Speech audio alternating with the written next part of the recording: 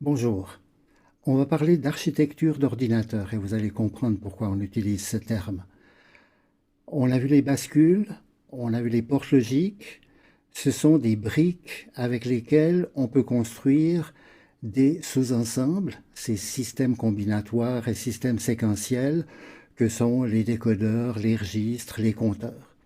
Et maintenant, on peut assembler ces éléments préfabriqués pour construire, dans le fond, des machines informatiques. Les microprocesseurs actuels, ce sont des palais et on découvrira quelques chambres.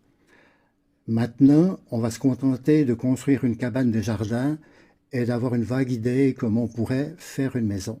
Donc on va parler d'une machine simplifiée qui nous aidera à comprendre l'architecture des ordinateurs et on pourra un petit peu évoquer les langages qui sont utilisés pour programmer en particulier les microcontrôleurs qui nous intéressent. Alors notre machine simplifiée, elle va calculer la suite de Fibonacci. Alors la suite de Fibonacci, chaque élément est la somme des deux éléments précédents. On part avec 0, 1, on les additionne, le total vaut 1, on reprend ces deux éléments, le total vaut 2, 1 plus 2 ça va faire 3, 2 plus 3 ça va faire 5, 3 plus 5 ça fait 8, 13, 21, 34. C'est une série que les vrais architectes connaissent puisqu'elle conduit au nombre d'or. Bien, on ne va pas travailler en décimal, on va travailler en binaire naturellement. Donc on part avec la combinaison 0, 0, 0 qui représente 0, c'est limité à 5 bits. Le 1, ensuite 0 plus 1 ça va faire 1, 1 plus 1 ça va faire 10, on est en binaire, hein. Donc une 0 unité et une 2n. Ensuite 1 plus 10 ça fait 11, 10 plus 11.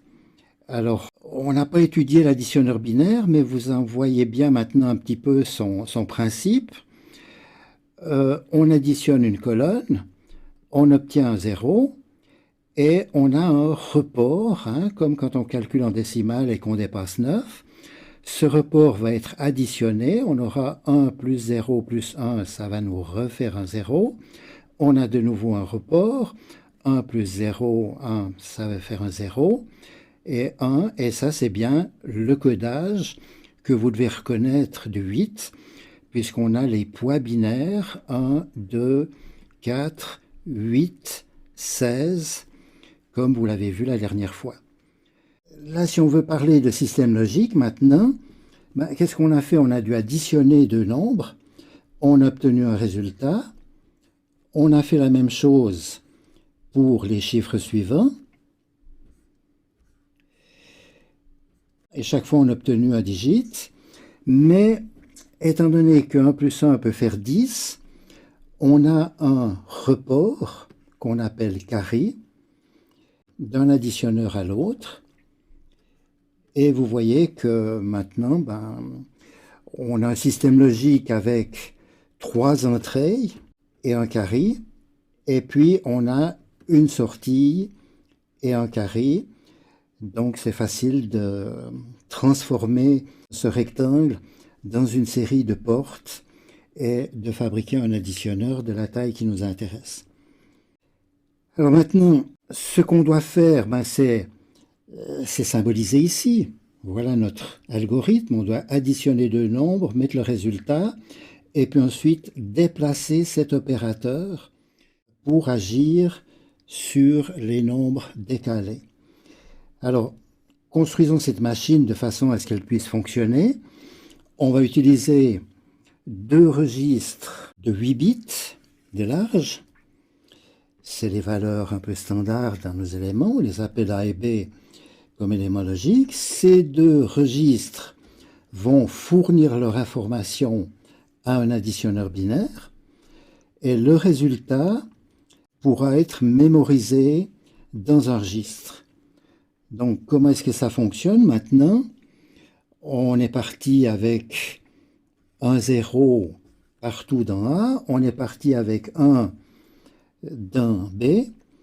L'additionneur va fournir le résultat 0,1 et on va donner une première impulsion d'horloge qui va mémoriser cette information en sortie où on pourra mettre des petites diodes lumineuses pour afficher le résultat. Et maintenant, il faut passer au cycle suivant. Donc, ce qu'on a fait maintenant, c'est de dire C est égal à A plus B. Il faut transporter B dans A et il faut transporter C dans B. Et là, si vous remarquez le câblage, ça peut se faire simultanément au niveau de cette machine. Et puis ensuite, on va recommencer et on obtiendra les valeurs successives, dans le fond, de cette série, jusqu'à ce qu'il y ait un débordement de capacité, puisqu'ici, le maximum est de 256. Et je vous ai parlé du carry. Cet additionneur 8 bits vous fournit un carry. Si jamais vous vouliez additionner 16 bits, il suffirait de rajouter un module. Ce carry, eh bien, on peut très bien l'utiliser pour stopper la petite machine séquentielle qui va générer les horloges alternativement. Alors maintenant, évidemment, on pourrait dire, voilà, je vais construire une autre machine pour faire les multiples de 2, je vais construire une autre machine. C'est pas tellement ce qu'on voudrait, c'est une machine universelle. Alors cette machine universelle, qu'est-ce qu'elle doit contenir? Elle doit contenir ces registres avec lesquels on va travailler. Elle doit contenir un additionneur, mais il y a des fois où on voudra soustraire, il y a des fois où on voudra faire des opérations logiques entre ces nombres. Donc c'est ce qu'on appelle une unité arithmétique et logique, ALU, Arithmetic Logic Unit en anglais. Et maintenant on doit pouvoir, typiquement pour notre algorithme, maintenant on doit pouvoir additionner A et B et renvoyer le résultat dans C. Donc ça va se faire au moyen d'un bus qui permet d'interconnecter n'importe quelle unité à n'importe quelle autre. C'est comme une gare avec des voies en parallèle et naturellement il faut commander les aiguillages qui vont permettre de transporter l'information au bon endroit. Et il faut des ordres pour positionner dans le fond ces engrenages.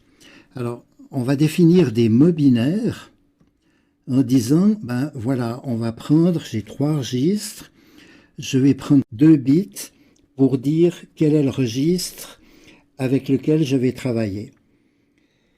Et puis éventuellement, on va pouvoir travailler avec 2 registres en même temps, il faut les choisir indépendamment avec des bits, 00 ça sera A, 01 ça sera B. Et puis maintenant, on va pouvoir dire, en rajoutant des bits qu'on veut additionner, etc. Toutes les opérations que l'on veut commander, eh bien, on va les transmettre à un décodeur qui va positionner les aiguillages et on va donner un ou plusieurs coups d'horloge pour que la séquence d'opérations s'effectue. Et ça, ce sera la première chose qu'on veut faire. On a dit C égale A plus B. Ce sera le code binaire que l'on va mettre ici. Et puis ensuite, la chose suivante, ça sera de faire un transfert dans une deuxième position mémoire, mais ça pourrait être une bande de papier qu'on déroule. Historiquement, on a commencé comme ça, etc. Vous voyez, on est en train de construire une séquence de mots binaires qui vont faire évoluer la machine de façon à obtenir le résultat qui nous intéresse. Donc, ces mots binaires, évidemment, sont très pénibles à mémoriser, à manipuler, à écrire. On va remplacer les mots binaires par des expressions qui sont plus explicites. On veut bouger d'un registre à un autre, mais on va utiliser move. Quelle était la première opération dans notre algorithme de Fibonacci? C'était de mettre 0 dans A, c'était de mettre 1 dans B. Eh bien, ça nous coûte 2 instructions élémentaires qui seront codées en binaire, mais si on les écrit d'une façon explicite, on peut facilement imaginer un programme qui va faire une petite analyse syntaxique et créer les bits A, eh bien on avait vu que c'était 0, 0 à deux endroits, etc. Alors maintenant, on doit faire l'addition ABC. AB va sur C. Donc voilà, c'est tout à fait compréhensible. On doit afficher C. Et puis ensuite, on doit déplacer B dans A, C dans B et recommencer. Donc voilà des instructions qui sont exactement les instructions binaires que l'on met en mémoire, mais on les a écrites de façon lisible. Chaque ligne correspond à un mot binaire et c'est le langage d'assemblage, puisqu'on va assembler des bits dans le fond en fonction des instructions, et on dit plutôt l'assembleur. Alors ce qui nous manque maintenant, c'est de pouvoir communiquer, et plutôt que de mettre des petites LED, on va mettre quelque chose qui viendra assez compliqué pour pouvoir entrer et sortir de l'information dans des formats extrêmement variés. Et c'est ce qu'on étudiera par la suite.